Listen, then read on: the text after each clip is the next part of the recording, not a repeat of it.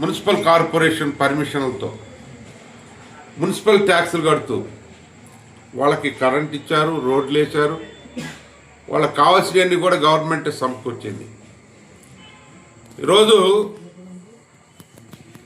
Supreme court order వస్తుంది, supreme court order పాజిటివ్గా వచ్చింది అని చెప్పి తెలిసి కూడా మాకు ఇంకా గవర్నమెంట్ సుప్రీంకోర్టు నుంచి తీర్పు రాలేదని చెప్పి గందరగోళంగా మొత్తం కూడా అవన్నీ కూడా వాళ్ళ కుటుంబాలని, మధ్యతరగతి కుటుంబాలు మొత్తం బిల్డింగ్లన్నీ కూల్చి అన్యాయంగా కూల్చేశారు.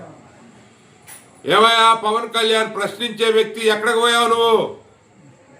ఇప్పటం గ్రామంలో ఒక ప్రహరీ కూడా కూలిందని నువ్వు ఎంత రాద్ధాంతం చేశావు. ఈరోజు నువ్వు ఉప ముఖ్యమంత్రిగా ఉన్నావు. ఉప ముఖ్యమంత్రి హోదాలో ఈరోజు భవానీపురంలో ఉన్నటువంటి జోజినగర్లో జరిగినటువంటి విధ్వంసాన్ని నువ్వు చూడలేదా?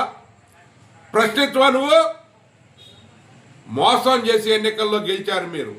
నేను ప్రశ్నిస్తానని ఆ యొక్క చంద్రబాబుతో చేతులు కలిపి కూటమిగా ఏర్పడి ఉమ్మడి మేనిఫెస్టోని ఇచ్చి మీరు ఈరోజు ప్రజలను వంచారు, ఆంధ్రప్రదేశ్ ప్రజల్ని. అది ఉదాహరణే జోజినగర్లో, భవానీపురంలో జరిగిన విధ్వంసం.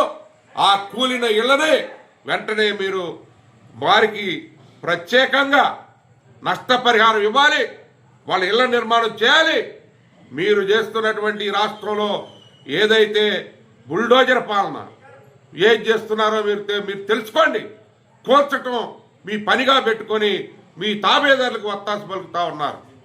ఈరోజు సుప్రీంకోర్టు ఆర్డర్స్ ఇచ్చింది, ఏం చేస్తారు మీరు? ఇవన్నింటినీ కూడా దృష్టిలో ఉంచుకొని ప్రజలు కూడా గమనిస్తున్నారు మీ యొక్క యాక్టివిటీస్ని. పవన్ కళ్యాణ్ ముఖ్యంగా ప్రశ్నించే తత్వం నీలోనే చనిపోయిందా? ఈరోజు నువ్వు ఏదో ఆవేశంతో మాట్లాడి ఉర్రోతలోగి జనాన్ని ఉర్రోతలోగించి నేను ప్రశ్నిస్తాను, క్వశ్చన్ చేస్తాను, నేను నిలబడతాను, ఉమ్మడి మేనిఫెస్టోకి నేను గార్డుగా ఉంటానని చెప్పినటువంటి నువ్వు సనాతనాన్ని ఒకటి ఎత్తుకొని ఊళ్ళు పట్టుకొని ఊరేక్కుంటూ గుడిమెట్లు కరుగుతున్నావు తప్ప ప్రజా సమస్యల్ని గాలి కొదిలేశావు. జాగ్రత్త, రాబోయే రోజుల్లో మీకు ప్రజలు తగిన రీతిలో బుద్ధి చెప్తారు. ఇది ప్రజాస్వామ్యం, గమనించండి. మీ కూల్చివేతల్ని పూర్తిగా వైఎస్ఆర్ కాంగ్రెస్ పార్టీ పూర్తిగా వ్యతిరేకిస్తూ ఉంది. మా నాయకుడు జగన్మోహన్ రెడ్డి గారు కానీ మేము కానీ ఆ బాధితుల పక్షాన నిలబడి వారికి న్యాయం జరిగేంత వరకు పోరాటం చేస్తాం.